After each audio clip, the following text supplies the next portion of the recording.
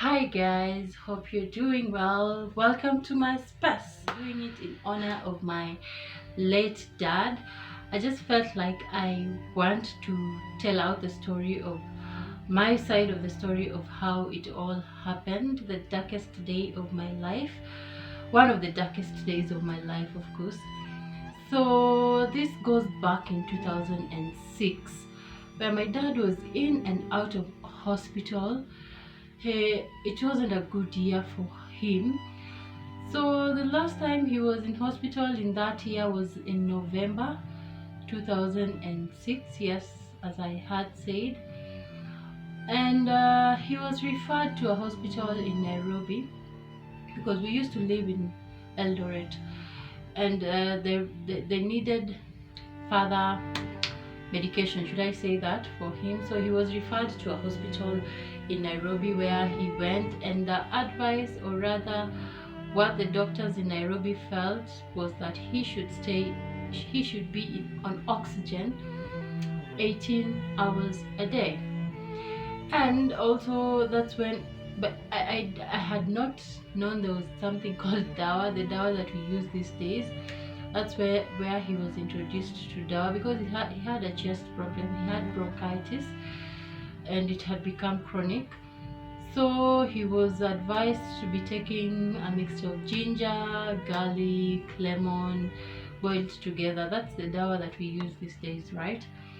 So fast forward in December, in November, when he came back, he went to Nairobi for about um, 4 days. When he came back, he called my brother and I, and we had breakfast together, and he told us what he had been told at the hospital, that he should stay 18 hours a day on oxygen, which he disagreed. He said, see, I mean, he's a lecturer. If he stays 18 hours a day on oxygen, what time do they expect him to be teaching? So he was really against that, and he did not do that. So man, he told us that, and it was like he was preparing us for him not being around. He told us the way he had there's enough fees for us, because we had just joined campus. My brother and I had just joined campus. We were first years, and we were on the parallel program, so you can imagine how expensive it was gonna be. So he assured us there's fees for us till the end of our studies. He told us so many things. After then, I used to fear even just sleeping in that house, because by then his chest, now he used to breathe so heavily, and wow, well, those were just the darkest days of my life, because you don't know what to expect the next time. So yeah, um unfortunately, in that span, there was a lecturer's strike, so we had to stay, we had to close school. Was it a lecture? Yeah, it was a lecturer's strike. So the campus was closed down, we had to go home. So that it was around December. I traveled with my dad going home, and it wasn't easy for him. He struggled, by the way, he really struggled. He was breathing so heavily. I was very uncomfortable, because now, man, it was very hard for me. We got home, we were home all that holiday, but my dad wasn't okay. So come January, when we came back, he was admitted in hospital again. Um, this time, this actually was the last time he was admitted in hospital, and by then the schools were open, so we went back to campus, and he was just admitted in Eldoret. We were studying in Eldoret, so I used to visit him every Friday. So there's this day, this last Friday, that I visited him. The moment I got into his room, into his hospital room, he he was on oxygen, and I really felt, wow, And the worst thing is that he could not recognize me when I got into the room. When I got closer is when he recognized me, and like he was like, "My daughter. Oh, I thought you're one of the nurses." It was so hurting for me that he could not recognize me. He was that bad. He was on oxygen. He was breathing heavily. That sight, every time I remember that sight, it really disturbs me. Anyway, we had a chat. I think I needed some pocket money. By the way, he had a lot of money in his hospital room.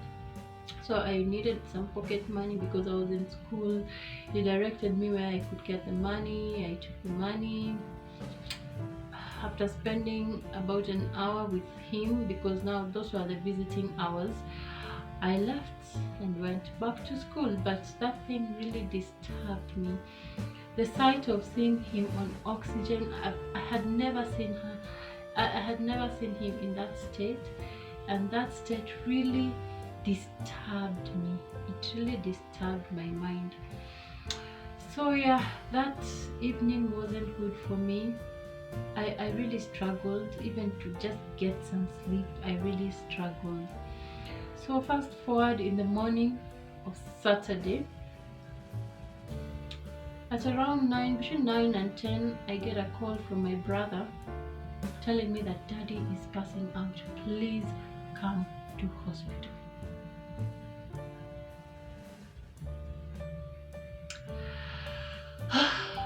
I was confused. I was confused because now I remember the state at which I had left my dad, and this is a call telling me that dad has passed out. I need to rush and go to hospital. I was really confused. I don't know what I was doing. I just left everything that I was doing, went, got a public means, got to the hospital. Unfortunately, I got there before the visiting hours. When I got in, I was so stressed. I was just going straight to the room, but I was stopped by the security officer who told me, no, you can't get into the room because it's not yet time. It's not yet visiting hours. So I have to wait till the visiting hours. I tried to explain to this guy, my dad is passing out and I really need to see him. The guy refused. So I called my brother who was inside and to let him know that I had arrived, but he told me, no, just relax.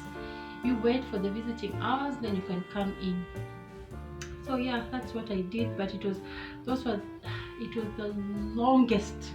Those were the longest hours I had because now my head was beating. What's happening? What's happening? My stomach started crumbling. Oh my god, I can't even imagine.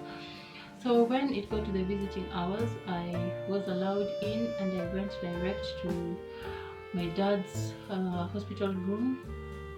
When I got there, to my surprise, my mom was there. I didn't know she was there.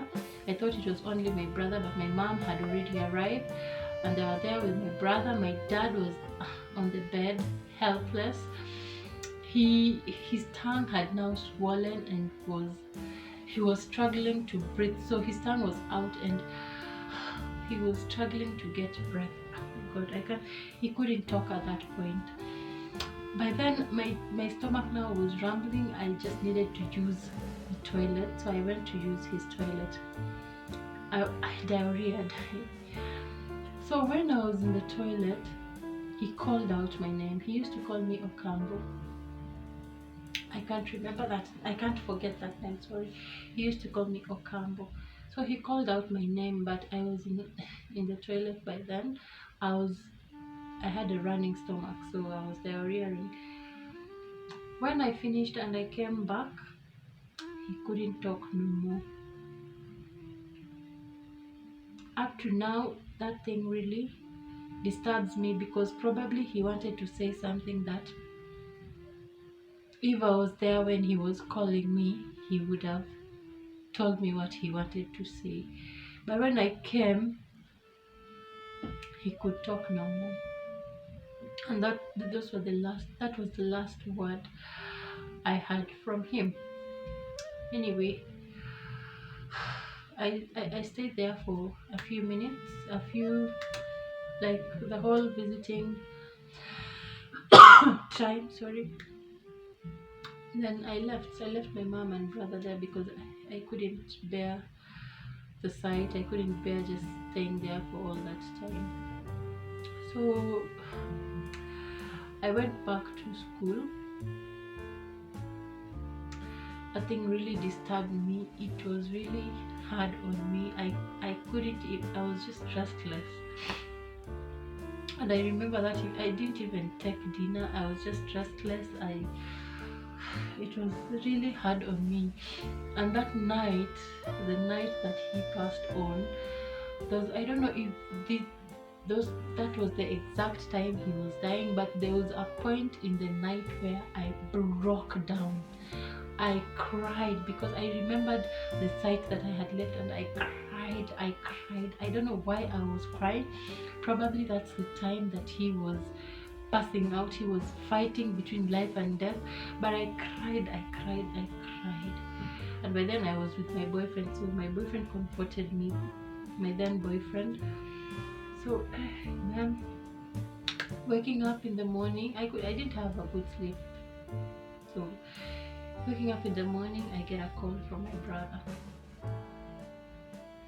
You need to go to main campus. There are things you're supposed to sort out in main campus. So come to my room, then you go. But then I had not woken up. So I prepared myself I woke up, took a shower, prepared myself very fast. Then I went to his room.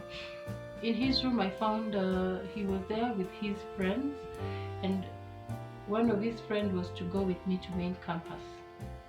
So he told me, no, you since Eric is going, his friend was also called Eric. Since Eric is going to main campus, you can go with him. I was like, okay, fine, let's go. So we went, got a public means from my campus to town. Then we were supposed to get another one from town to the main campus now. So on the way, when we were in the public vehicle from the campus that we were in to town, our friend rather broke the news. But you know what? Dad is no more. Dad is no more. He died yesterday night. And I was like, wait a minute. Why didn't you guys tell me early? Why all this round and round and round? Okay, I broke down in the public vehicle. I broke down and he comforted me. But now I was in public and I tried to control. It just had to control myself. So the moment we got to town, we rushed to the other stage that we would get a vehicle to go to main campus. That's what happened. When we were there, all of a sudden my aunties came. Two of my aunties, my uncles were there, and I was like, oh my god. So people already knew this and I had not known, because traveling all the way from Western to Eldoret, they had already arrived, and me, just from Eldoret to Eldoret, I had not. Okay, so we got to the house, and there were people already in the house, and yeah, the first person, I didn't even want to say hi to anyone. The first person I went to was my mom and gave her a deep hug. That was the darkest day in my life. And I'm bringing this out because this is in memory of him. He died on the 20th of January 2007, today. So yes, I celebrate him, and I always feel things would have been different with him around. I miss him dearly, and Daddy, wherever you are, continue resting in peace. Just know your daughter here misses you, Um, but I'm sure if you'd be here, you'd be proud of it, of all of us.